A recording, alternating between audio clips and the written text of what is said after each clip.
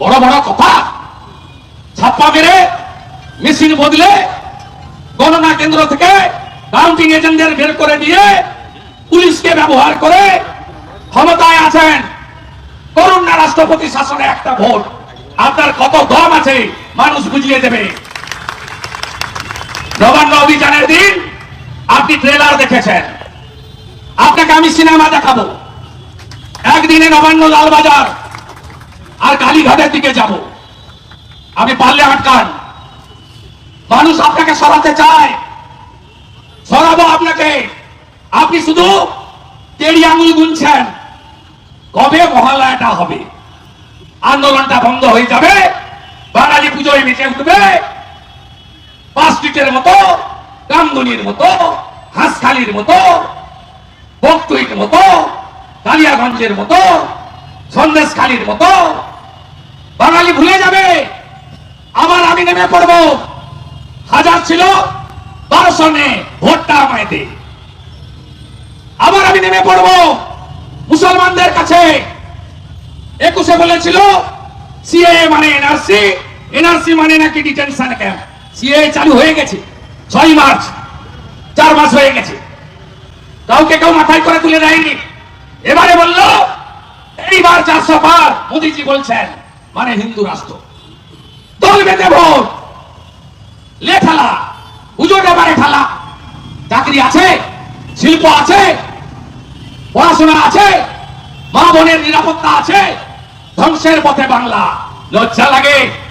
আগে যখন এমপি হয়ে দিল্লি গেছি 9 সালে, যখন জিজ্ঞেস করতো বলতাম বাংলা থেকে এসেছি, লোক বলতো নেতাজির দেশ, বলতো বিবেকানন্দ দেশ, মা সারদামণির দেশ, বেলুড় মঠ আছে, ভারত সেবাশ্রম আছে, মায়াপুরের ইস্কন আছে, দক্ষিণেশ্বর আছে, তারাপীঠ আছে, কালীঘাট আছে, মদন মোহনজিউ আছে। এখন বাংলা বাঙালি হিসেবে পরিচয় দিতে আমাদের লজ্জা হয়। এই বেহায়া মুখ্যমন্ত্রীর জন্য প্রতিহিংসা নিচ্ছেন না? নবান্ন অভিযানের পরে গোটা রাজ্য থেকে এই চটি চাটা বিনীত গোয়েল আর হাওড়ার সিপি 200-র বেশি লোককে গ্রেফতার করেছে। শান্তনু সিনহা বিশ্বাস আরেক চামচা বাজার করে ওর বাড়িতে 12টা এআরএস তৈরি করেছেন, অ্যান্টি রাউডি স্কোয়াড। সাউন্ড লাইডি বহুল প্রচালিত ইলেকট্রনিক্স চ্যানেল থেকে বেরিয়েছেন, তুলে নিয়ে চলে গেছেন।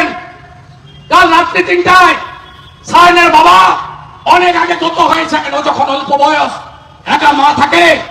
3টের সময় পুরুষ পুলিশরা লালবাজার থেকে গিয়ে সায়নের বাড়িতে ঢুকে তল্লাশির নামে একটা ল্যাপটপ তুলে নিয়ে এসেছে। ভয় দেখাচ্ছেন যাতে আর অভিযান না হয়। আটকাতে পারবেন? জেলে থাকা তো দূরের কথা, প্রাণটা দিতে রাজি আছে। সেদিন দেখেননি বলরাম বাবুকে গেরুয়া বসন পরা, মাথায় তিলক লাগানো, 70 ঊর্ধ্ব প্রবীণকে মার, কত কালানে গ্যাস ছড়বি ছোড়, কত জল কামান দিবি দেয়। সব ভয় চলবে না। আমাকে তো দেখিয়ে লাভ নেই। 47টা এফআইআর এ নাম, 35টা এফআইআর এ বডিতে নাম, নেতৃত্বে উস্কানিতে। টোটাল 82টা এফআইআর করেছেন রাজ্যের বিরোধী দল নেতারা। ঘোড়া টিম বলেছিলাম সিপিএম কে তাড়াবো, আপনাদের নিয়ে দাঁড়িয়েছি। বলছি মমতাকে তাড়াবো, অপেক্ষা করুন। অনেকদিন ধরেই আমরা বলেছি শিক্ষা জেলে, খাদ্য সবে জেলে, এবারে স্বাস্থ্য যাবে জেলে। শ্যামবাজার করেছে আজও বললাম, ফাঁকা বলি নয়, এজেন্সি করবে বলে বলছি না। এজেন্সির মালিক আমি নই, এজেন্সিকে বাধ্য করাবো। পার্থ বালুর মতো মমতাকে আর ডাক্তার এসপি দাসকে একসঙ্গে জেলে ঢুকাবে। একটা মামলা তালা থানার সন্দীপ ঘোষের নিয়েছে ইডি। আসল তো ওইখানেই হবে, হেলথ ডিপার্টমেন্ট। 13 বছর মধু খেয়েছেন, মধু খাইয়েছেন, হবে হিসাব। সোমবার দিন আবার একটা মঙ্গলবার বিধানসভায় আমি দেব। আমাদের ধর্ণা চলছে, চলবে। আন্দোলনের ধাঁচ বাড়ান, আন্দোলন তীব্র করুন। আর ছদ্মবেশে যারা তৃণমূলকে রেখেছে সেই সিপিএম থেকে সতর্ক থাকবেন। লাগাতার নবান্ন অভিযানের আগে সেলিম সাহেব থেকে মীনাক্ষী, বিজেপির প্রোগ্রাম, শুভেন্দুর প্রোগ্রাম, আরএসএস এর প্রোগ্রাম, একটাও বিজেপি নেতা ছিল না, অর্জুন সিং ছিল পিছনে। তাও সাংবাদিকদের বলেছে মেয়ের বাপ হিসেবে এসেছে, বিজেপি হিসেবে আসেনি। খুব ট্রোল করেছেন। বলরাম বাবু কবে ছাত্র হলো, অর্জুন সিং কবে ছাত্র হলো, আর 70 বছরের জর্জিয়া ইউনিভার্সিটির ভুয়া ডক্টরেট মাননীয়া পিসিমণি তিনি কবে ছাত্রী হলেন? আর ওই বাছুরটা গেছিল 36 বছর বয়স, ভুয়া ইউনিভার্সিটির এমবিএ, সে কবে ছাত্র হলো? দুজন দুটো ডিগ্রি লেখে না, একটা ভাইপো লেখে না এমবিএ, ভুয়া ইউনিভার্সিটি 5 লাখ টাকা দিয়ে সার্টিফিকেট কিনেছিল, ধরা পড়তে লেখে না। আর জ্যোতিবাবু ধরেছিল জর্জিয়া ইউনিভার্সিটির ডক্টরেট, জ্যোতিবাবু ধরার পর থেকে আর লেখে না।